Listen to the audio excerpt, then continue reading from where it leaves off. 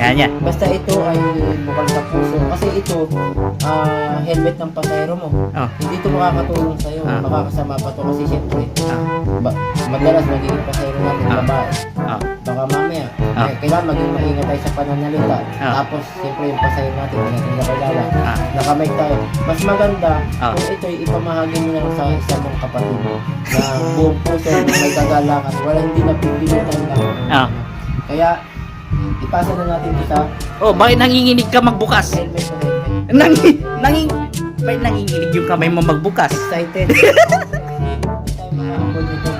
Kasi, sinubukan natin yung mga... Oy, ang mahal niya na. Mahal, important. Hiramin mo ba? Hiramin mo? Nasa sa'yo kung ano. Sa akin hiram lang. Pero siyempre... Anong masasabi mo kay Jinky?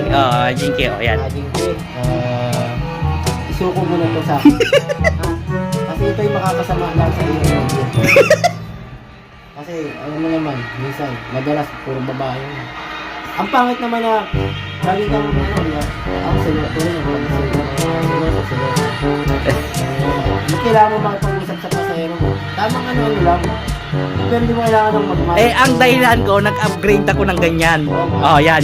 Paliwanag mo na mabuti. Upgrade ka, Oo. ngayon yung pinaglumaan mo, Oh. ipamahagi sa iba. Eh, ikinabit ko yan para hindi na nila basagin ulit kasi upgraded Yan. Kasi ako, mas nauna pa ako nagbiyahe sa'yo.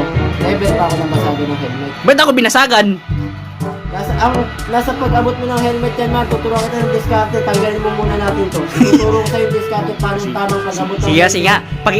Patingin ng excited na pagtanggal. Para, nakakabit, di ba? Nakaganyan yan, iaabot mo sa pasahero mo. Tandaan mo, huwag kang magsusuot ng helmet sa pasahero. Hindi wag mong Kaya nga, gagawin. nanginginig Diba? ko. Nakaganyan, di ba? Oo. Ngayon, pag iabot mo na sa pasahero, tatanggalin mo yung lock. Tatanggalin mo yung lock. Tapos lagi yung diba, nakalagi nakababa ang visor. Bago yung visor ko bago yan. So, Visor na mubit yan. Oo, naipit pa. So, tatanggalin mo diba yung lock? Iabot mo sa pasahero mo. Tatanggalin mo. Tapos gagawin mo siya. Iaangat mo yung visor. Ang ganda ng ang ganda ng upgrade. Ang pag-abot sa pasahero sa'yo, mabay ito po, nakarasa ngayon. Para pag-abot niya, diretso salpa. Salpat. Hindi yung... Natanggal na. Ma'am, helmet. Yung mababasag yung ano mo. Ma'am, helmet po. Siyempre, magpapaano yan, ganyan po na helmet yan. Mama, may accident po yung ma-accident mo lang. Kailangan yung pag-abot mo parang maayos. Para pag-abot nila, maayos. Sige. Tanggalin mo na. Ang dami mo na sinasabi. Hindi pa ako nababasagan ng helmet. Sige. Hindi pa ako nababagsakan. Sige nga. Pero pagtanggal, nangihinig na natanggal. Oo, ikaw ang magtatanggal ng helmet. Nangihinig yung kamay. Tiga, parang nangihinig. Dito ba? Intercom kasi.